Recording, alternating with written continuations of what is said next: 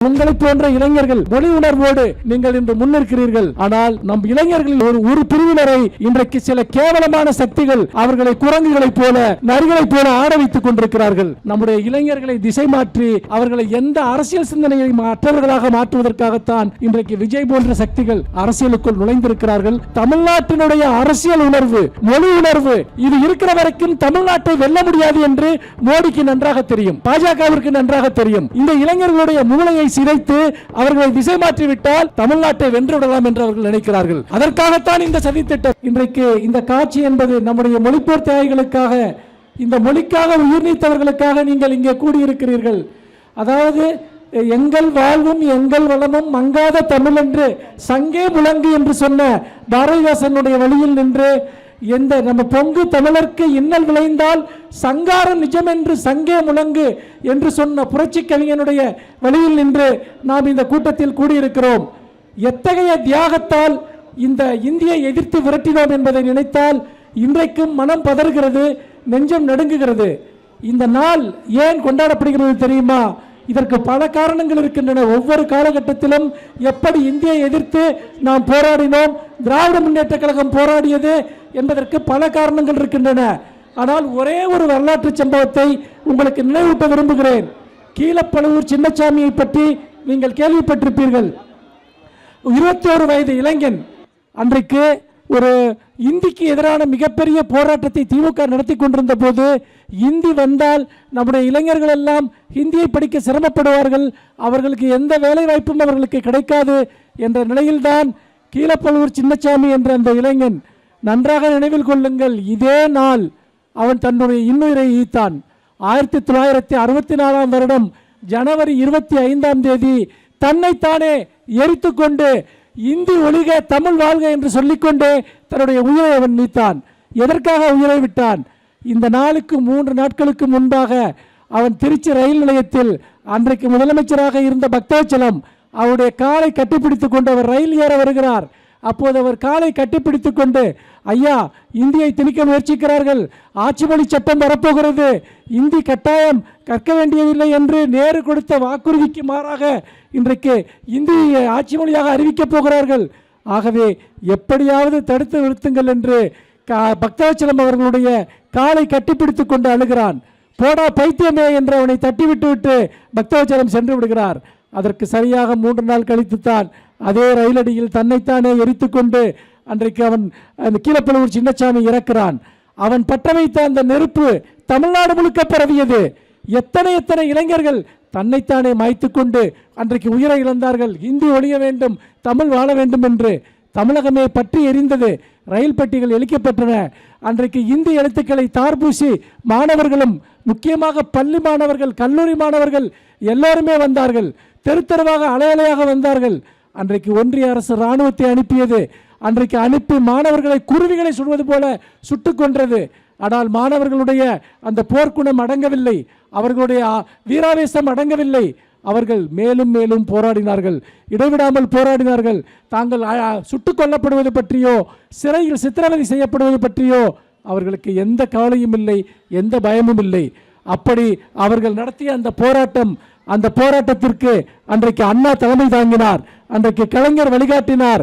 அந்த இளைஞர்களுடைய போராட்டத்தை திராவிட முன்னேற்ற கழகம் ஒழுங்குபடுத்தி நெறிப்படுத்தி அதை ஒரு ஒழுங்கான வழியில் செலுத்தி அன்றைக்கு போராடியதன் காரணமாக தமிழ்நாட்டில் இருமொழி மட்டுமே போதும் என்ற சட்டம் நிறைவேற்றப்படுவதற்கு அரசியல் சாசனத்தில் அனுமதி அளித்தார்கள்.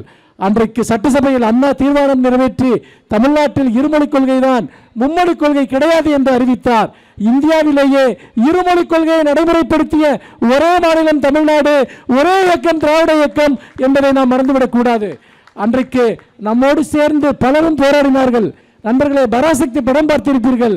அதில் பல காட்சிகளை அப்படியே தத்ரூபமாக கொண்டு வந்து நம் முன்னால் காட்டினார்கள். நம்முடைய இளைஞர்கள் எத்தகைய வீரம் செறிந்தவர்களாக இந்த மண்ணுக்கு போராடுகிறவர்களாக, இந்த மொழிக்கு போராடுகிறவர்களாக, இந்த மக்களுக்காக போராடுகிறவர்களாக அவர்கள் இருந்தார்கள் என்பதை அந்த படம் இன்றைக்கு நம் முன்னால் கொண்டு வந்து காட்டுகிறது. இந்த இடத்தில் தான் நான் மிகுந்த வேதனையுடன் ஒன்றை சொல்ல விரும்புகிறேன். ஒருபுறம் இங்கே உங்களை போன்ற இளைஞர்கள், உங்களை போன்ற பெண்கள் மொழி உணர்வோடு, பண்பாட்டு உணர்வோடு, நம்முடைய திராவிடம் என்ற உணர்வோடு நீங்கள் இன்று முன்னிற்கிறீர்கள். ஆனால் நம் இளைஞர்களில் ஒரு பிரிவினரை இன்றைக்கு சில கேவலமான சக்திகள் அவர்களை மிக கேவலமாக பைத்தியக்காரர்களைப் போல நடத்தி கொண்டிருக்கிறார்கள். அவர்களை உணர்ச்சி வசப்பட வைத்து சினிமா மோகத்தின் பின்னால் சென்று அவர்களை குரங்குகளைப் போல நரிகளைப் போல ஆட வைத்துக் கொண்டிருக்கிறார்கள். இந்த அவலத்தை நாம் பார்க்கிற போது நாம் எத்தகைய இளைஞர்கள் நம்முடைய முன்னோடிகளாக இருந்தார்கள், எத்தகைய போராட்ட குணத்தோடு இருந்தார்கள், எத்தகைய அரசியல் அறிவோடு இருந்தார்கள். ஆனால் இன்றைக்கு விஜய் போன்றவர்கள் இளைஞர்களை எப்படி வழிநடத்துகிறார்கள் என்பதை தயவு செய்து சற்று திரும்பி பாருங்கள். இன்றைக்கு அந்த நடிகரின் பின்னால் செல்லக்கூடிய நம்முடைய இளைஞர்களுக்கு ஏதாவது ஒரு மொழி உணர்வு இருக்கிறதா, இன உணர்வு இருக்கிறதா, பகுத்தறிவு இருக்கிறதா, பண்பாட்டு உணர்வு இருக்கிறதா என்பதை நீங்கள் சிந்தித்து பாருங்கள். நம்முடைய இளைஞர்களை திசை மாற்றி அவர்களை எந்த அரசியல் சிந்தனையை மற்றவர்களாக மாற்றுவதற்காகத்தான் இன்றைக்கு விஜய் போன்ற சக்திகள் அரசியலுக்குள் நுழைந்திருக்கிறார்கள் அல்லது நுழைய வைக்கப்பட்டிருக்கிறார்கள். ஏனென்றால் தமிழ்நாட்டினுடைய அரசியல் உணர்வு, மொழி உணர்வு, பண்பாட்டு உணர்வு இது இருக்கிற வரைக்கும் தமிழ்நாட்டை வெல்ல முடியாது என்று மோடிக்கு நன்றாக தெரியும், பாஜகவிற்கு நன்றாக தெரியும். இந்த இளைஞர்களுடைய மூளையை சிதைத்து அவர்களை திசை மாற்றிவிட்டால் தமிழ்நாட்டை வென்றுவிடலாம் என்று அவர்கள் நினைக்கிறார்கள். அதற்காகத்தான் இந்த சதித்திட்டம். நன்றாக நாம் இதை மனதில் கொள்ள வேண்டும். இது வெறும் அரசியல் போராட்டம் அல்ல, இது வெறுமனே திமுகவை தேர்ந்தெடுக்க வேண்டும் என்கிற போராட்டம் மட்டுமல்ல. முழுக்க முழுக்க இன்றைக்கு ஆதிக்க சக்திகள் இது போன்ற ஒரு நாசகார சக்திகளை உள்ளே அனுப்பி அரசியல் களத்தில் இறக்கி இன்றைக்கு நாம் இவ்வளவு காலமாக உருவாக்கிய மொழி உணர்வு, பண்பாட்டு உணர்வு, இன்னும் சொல்ல போனால் தமிழன் என்ற அடையாளம், இதையெல்லாம் சிதைப்பதற்காகத்தான் நம்முடைய இளைஞர்களை எல்லாம் பைத்தியக்காரர்களைப் போல ஆக்கி கொண்டிருக்கிறார்கள். இந்த காட்சியை பார்க்கிற போது மனம் பதைக்கிறது. இதற்கு எதிராகத்தான் இந்த எழுச்சிமிகு கூட்டத்தை நாம் நடத்தி கொண்டிருக்கிறோம். நேற்று நம்முடைய முதலமைச்சர் சட்டசபையில் அறிவித்தாரே, தமிழ் வழியில் படிப்பவர்களுக்கு எல்லா வேலை வாய்ப்புகளிலும் 20% முன்னுரிமை அளிக்கப்படும் என்பதை முதலமைச்சர் அவர்கள் நேற்று அறிவித்தார். அன்றையிலிருந்து இன்றைக்கு வரைக்கும் எவன் தமிழ் படிக்கிறானோ, யார் தமிழுக்காக நிற்கிறானோ அவனுக்காக இந்த அரசு நிற்கிறது, இந்த மக்கள், இந்த ஆட்சி இருக்கிறது. எத்தனை திட்டங்களை கொண்டு வந்திருக்கிறோம். தமிழர்கள் முன்னேற வேண்டும், தமிழர்கள் வாழ வேண்டும் என்று. மகளிர் விடியல் பேருந்து திட்டம், நம்முடைய மகளிர் இலவசமாக பயணம் செய்கிறார்கள். அதே போல மாதம் 1000 ரூபாய் வழங்கக்கூடிய மகளிர் உரிமை திட்டம், நம்முடைய மாணவிகளுக்கு வழங்கக்கூடிய அந்த புதுமை பெண் திட்டம் மாதம் 1000 ரூபாய், மாணவர்களுக்கு வழங்கக்கூடிய அந்த 1000 ரூபாய் தமிழ் புதவன் திட்டம், சமீபத்தில் 20 லட்சம் பேருக்கு லேப்டாப் வழங்கப்பட்டிருக்கிறது நம்முடைய மாணவர்களுக்கு.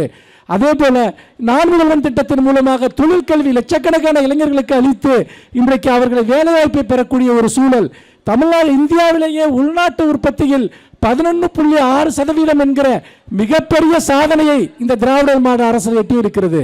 இதையெல்லாம் ஏன் சொல்கிறேன் என்று சொன்னால், நம்முடைய வாக்குறுதிகளை நிறைவேற்றவில்லை என்று இன்றைக்கு பச்சை பை சொல்லிக் கொண்டிருக்கிறார்கள். ஆனால் ஒவ்வொரு குடும்பத்திலும், ஒவ்வொரு வீட்டிலும் இந்த அரசு கொண்டு வந்த திட்டத்தின் பயனாளிகள் இருக்கிறார்கள், இந்த திட்டத்தினால் பயன்பெற்றவர்கள் இருக்கிறார்கள். அவர்கள் திமுகவிற்கு வாக்களிப்பார்களா அல்லது இன்றைக்கு பொய் பிரச்சாரங்களை சமூக வலைத்தளங்களில் பரப்பிக் கொண்டிருக்கக்கூடிய பல பொய்யர்களுக்கு வாக்களிப்பார்களா? எடப்பாடி பழனிசாமி தமிழ்நாட்டை அவமானப்படுத்துவதற்கான எல்லா வழிகளையும் இன்றைக்கு செய்து கொண்டிருக்கிறார். எந்தெந்த வகையில் எல்லாம் மோடிக்கு தமிழ்நாட்டை காட்டிக் கொடுக்க முடியுமோ அந்த வகையில் எல்லாம் காட்டிக் கொடுத்துக் கொண்டிருக்கிறார். ஆனால் உங்களுடைய உரிமைகள் பாதிக்கப்படுகிற ஒவ்வொரு சமயத்திலும் அதற்காக போராடுகிற முதல் இயக்கம் அது திராவிட முன்னேற்ற கழகமாகத்தான் இருக்கிறது. உங்களுடைய வாக்குரிமையை பறிப்பதற்காக கொண்டு வந்த அந்த வாக்காளர் சிறப்பு சீர்திருத்தம், இதை யார் எதிர்த்தார்கள்? திமுக தான் எதிர்த்தது. தெரு தெருவாக சென்று அதற்கு எதிரான ஒரு சீர்திருத்த நடவடிக்கைகளை திமுக மேற்கொண்டது. உங்கள் வாக்குகள் பறிபோய்விடக்கூடாது என்பதற்காக அத்தகைய போராட்டத்தை திமுக நடத்தியது. எடப்பாடி நடத்தினாரா அல்லது இங்கு அரசியலுக்கு வந்திருக்கக்கூடிய சில அணில் குஞ்சுகள் நடத்தினார்களா? யார் நடத்தினார்கள்? திமுகவை தவிர இந்த ஜனநாயக பிரச்சனையை அக்கறையோடு கையாண்ட வேறு எந்த இயக்கமாவது இருக்கிறதா? தொகுதி மறுவரை என்ற பெயரில் தமிழ்நாட்டின் தொகுதிகளை குறைக்க முயற்சி செய்கிறார்களே, அதை எதிர்த்து யார் போராடுகிறார்கள்? திமுக தான் போராடுகிறது.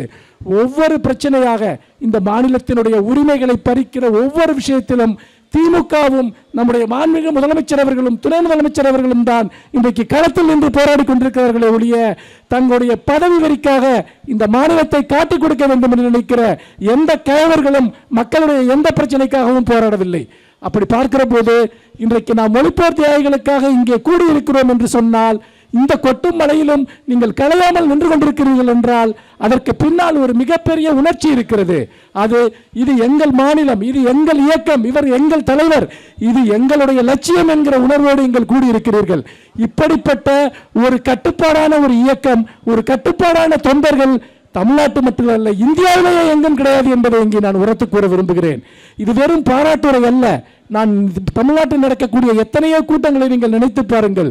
ஒரு அரசியல் கூட்டத்தை கூட ஒழுங்காக நடத்த முடியாதவர்கள், நெரிசலில் மக்களை சாகடிக்கக்கூடியவர்கள், இவர்கள் தான் இன்றைக்கு நம்மை விமர்சிக்கிறார்கள். ஆனால் திமுக வருடம் முழுக்க மிகப்பெரிய கூட்டங்களை நடத்துகிறது, பல்வேறு சூழல்களை நடத்துகிறது.